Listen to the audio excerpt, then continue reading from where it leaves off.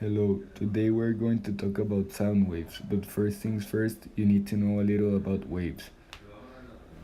There are two types of waves. The first type of waves are waves that the vibrations are perpendicular to the way the wave travels. These waves are called transverse waves. A few examples are vibrations in strings, ripples on waters, and electromagnetic waves. The second type of waves are the ones that the vibrations travel parallel to the way the wave travels. These waves are called longitudinal waves. These waves are sound waves. These are the ones that we will be talking about, and also about how as humans make and hear them. Sound waves are caused by vibrating objects. The waves can pass quickly through solids, a bit slower through liquids, and a bit more slowly through gases. The closer the molecules are to each other and the tighter their bonds, the less time it takes for them to pass the sound to each other, and the faster sound can travel.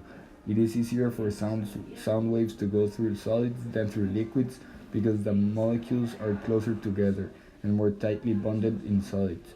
This is the same reason why waves travel faster through liquids than through gases.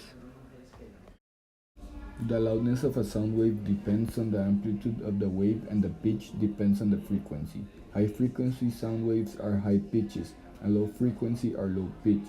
The same for amplitude. The higher the amplitude, the louder the wave is. Frequency is the rate at which a vibration occurs that constitutes a wave, and amplitude is the maximum displacement or distance moved by a point in a vibrating wave. Humans can only hear certain pitches. For example, we can only hear sound waves between 20 Hz and 20 kHz. Below 20 Hz is called infrasound. Only some animals can hear infrasounds. For example, elephants can hear as low as 14 to 16 Hz, and whales can even hear as low as 7 Hz underwater. Above 20 kHz is called ultrasound, which some animals can hear too. Bats and dolphins can hear extreme sounds as high as 100 kHz. Here is a demonstration of an elephant hearing something we can't hear. Below our hearing threshold. We can't hear it. But we can certainly see. The elephants react immediately, turning to the speaker. They're clearly reacting to the sound. Human communications can be interrupted by walls. For example, if I am talking with someone side to side or front to front, there will be no interruptions. But if I am talking with someone and there is a wall in the middle, it might be difficult for the other person to hear. This is because when a sound wave hits a wall, a part is reflected back, and the part transmits through the surface and escapes the room. When it escapes, it means that energy is lost. When it reflects, energy is preserved. Think about when the sound waves in our school. When you hear the kids screaming from the playground from Miss Stout's class, these waves travel through the air, hit the walls and windows, and make these materials vibrate. The energy is transmitted through these materials and makes the vibrations against on the other side. Here are a couple of demonstrations of human sound waves.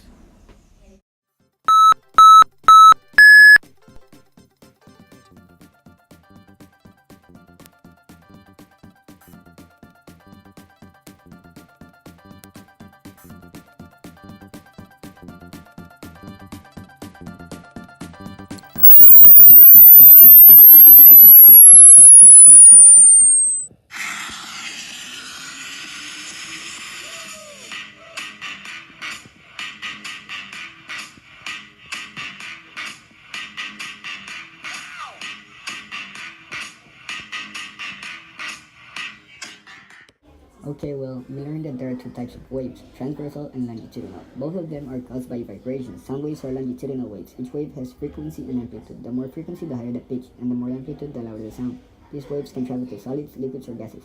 The more particles each matter has, the faster it travels. These sound waves can also be reflecting subsurfaces as they can be reflected. They can also be absorbed by some subsurfaces.